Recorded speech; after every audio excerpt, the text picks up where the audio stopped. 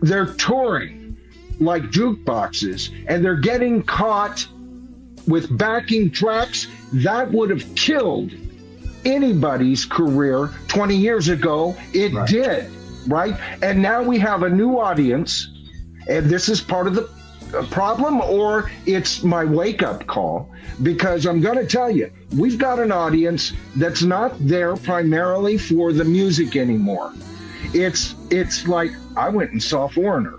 The hell you ever did? You know, you never saw Foreigner. Not the Foreigner that wrote and recorded those songs. You know, you got Mick Jones coming up for a 20 to 45 minute set, maybe, and not showing up at other concerts. That makes him a tribute band. I'm not against tribute bands. That's like but guess what? But this is the first. Being the only guy there. But this is the first time in history that tribute bands are commanding $1,000 and up ticket prices. What the hell? Exactly. And another thing that's going to continue is Ticketmaster as a professional scalper, and the bands that are in bed with them are fellow scalpers. I want it to go back to the original scalper, you know, the guy with the tucked up coat going, hey, come here, buddy.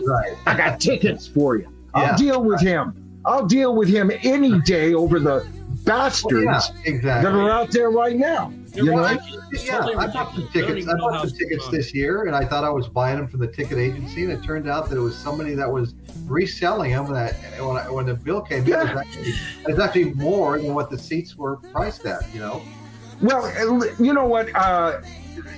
Everybody that's online watching us right now, ask yourself this: how many of you are going to go and pay a $4,000 ticket to be up front and meet and greet the band, possibly? I have one person, when I did my video that one of several videos that I covered this, and they said, well, actually, because he said for his $8,000 ticket, that included 8 friends and a meet and greet, some wine and whatever. And that's another thing. I realized that that's a corporate ticket, baby. This is corporate bullshit. This is called what I call boutique touring now, and cruise ship touring. Oh, thank you, Kiss. Then that's another thing. He's talking about there's going to be Kiss one day with 4 brand new members. See, Kiss is now a brand. It's like, who's drawing Thor for the next 7 years at Marvel? Right? Right. Does that make sense to anybody? People are lining up. It's a different crowd out there, folks.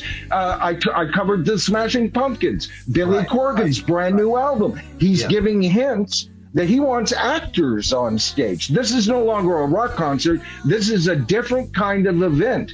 Either I got to wake up and smell the coffee with my wristband, part of the light show. See that coming, folks? Bullshit. This is and what are we not talking about here?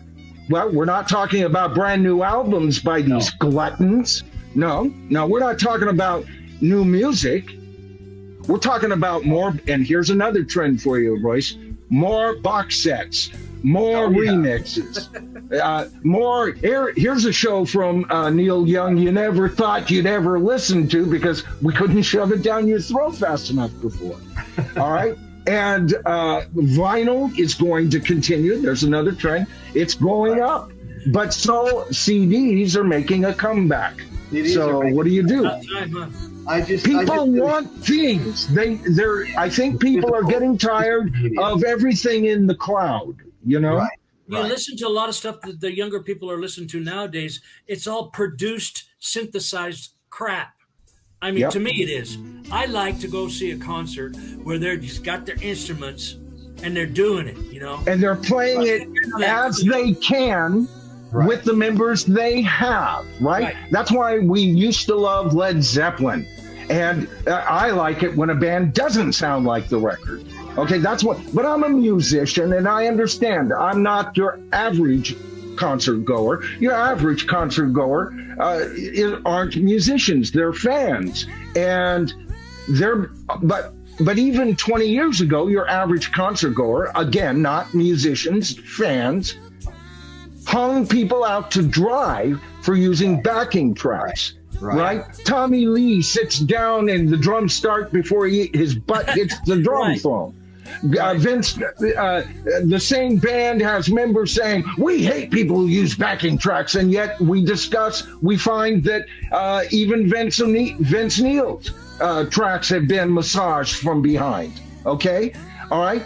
I did a whole video of several bands that have been busted doing this, and I also stated there is a time where backing tracks are okay. Like, for example, you got an artist and he loops live in front of you. That becomes a backing track, right? As soon as he's looped that first line and then he adds the bass player. But that's the performance. I love that, okay? Or if a band has a church bell at the beginning of a song, all right, and they have a recording of that church bell or a storm or something like that, I guess I'm okay with that. I saw The Who do Quadrophenia, and I heard stuff coming that wasn't on stage, but the basic music was being played in front of me, right? So there is a level where it's okay and it's not okay. But lip syncing, and you know what? We've got fat, drunken, old men called Motley Fool, trailer trash rock band of the century, right? And they can't even freaking play live, and everybody can't get enough. Nobody can get enough of that band. You know what? Another one of my viewers in the latest comment on my new video, he said he didn't mind if guitar techs were playing I saw that with the first live comeback of Fleetwood Mac. You could tell they were playing the majority of the stuff there, but there were guitar techs, there were backup singers in the background and everything, and I didn't like that, right? But at least if you're going to have those people, quit hiding them. Bring them out, give them some sunshine, show us what's going on. Their studio guy right up there with them. Right. Now, those fools those people never fool musicians. We know that Robert Plant shaking the tambourine while Jimmy's going nuts and Robert's supposed to shut up. We're not hearing the tambourine, right? It's not being mic'd. But it's a thing he's just doing probably to keep his own rhythm, to keep him in groove with what's happening, because they were a jam band, despite the fact that nobody considers, Led Zeppelin a jam band, but they were, basically. They fit the criteria perfectly. The improv that took place, and the guitar playing, drums, and But this whole thing, Stevie Nicks up there shaking something you can't hear, that's show business. And that's okay.